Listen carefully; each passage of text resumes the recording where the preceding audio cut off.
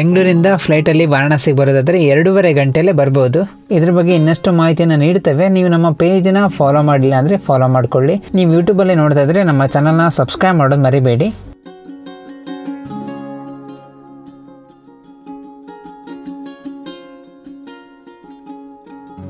ಬೆಂಗಳೂರಿಂದ ಫ್ಲೈಟಲ್ಲಿ ವಾರಣಾಸಿಗೆ ಬರೋದಾದರೆ 2.5 ಗಂಟೆಯಲ್ಲೇ ಬರ್ಬೋದು.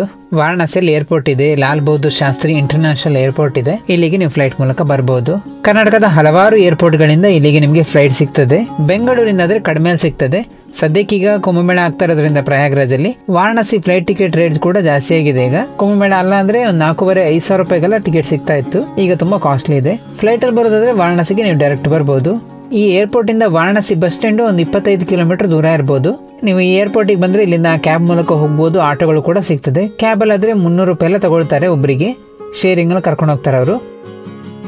ರೈಲ ಮೂಲಕ ಬರೋದಾದ್ರೆ ಹತ್ತಿರದ ಪ್ರಮುಖ railway station Varanasi junction railway station ಇದೆ ನೋಡಿ, ಅದೇ ಪ್ರಮುಖ ರೈಲ್ವೆ ಸ್ಟೇಷನ್.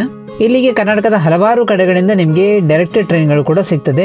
ಮೈಸೂರಿಂದ ಕೂಡ ಟ್ರೈನ್ ಇದೆ. ಪ್ರತಿ ಮಂಗಳವಾರ ಮತ್ತೆ ಗುರುವಾರ ಟ್ರೈನ್ ಇರ್ತದೆ. ಸದ್ಯಕ್ಕೆ ಟಿಕೆಟ್ ಸಿಗೋದು ಕಷ್ಟ ಇದೆ. ಕುಂಭಮೇಳ ಇರೋದ್ರಿಂದ ಎಲ್ಲ ಟಿಕೆಟ್ಗಳು ಫುಲ್ ಆಗಿದೆ. ಪ್ರಯಾಗ್ರಾಜ್ ಆಗಿ ಹೋಗೋದ್ರಿಂದ ಬೆಂಗಳೂರಿಂದ ನಿಮಗೆ ಪ್ರತಿದಿನ ಟ್ರೈನ್ ಇದೆ. ಆದರೆ ಅದು ವಾರಣಾಸಿ ಜಂಕ್ಷನಿಗಲ್ಲ, ಪಂಡಿತ್ ದೀನದಯಾಳ್ ಉಪಾಧ್ಯಾಯ ಜಂಕ್ಷನ್ ಅಂತ ರೈಲ್ವೆ ಸ್ಟೇಷನ್ ಇದೆ. ಒಂದು ವಾರಣಾಸಿಯಿಂದ ಒಂದು 15 ಕಿಲೋಮೀಟರ್ ದೂರ ಇರ್ಬೋದು.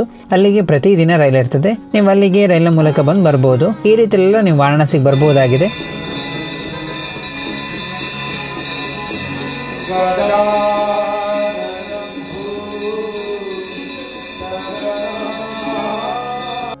ವಾರಣಾಸಿಯಲ್ಲಿ ರೂಮ್ ಬಗ್ಗೆ ಮತ್ತು ವಾರಣಾಸಿಯಲ್ಲಿ ನೋಡಲೇಬೇಕಾದ ಪ್ಲೇಸ್ಗಳ ಬಗ್ಗೆ ಮುಂದೆ ಬರೋ ವಿಡಿಯೋಗಳಲ್ಲಿ ನಾವು ಮಾಹಿತಿ ನೀಡ್ತೇವೆ.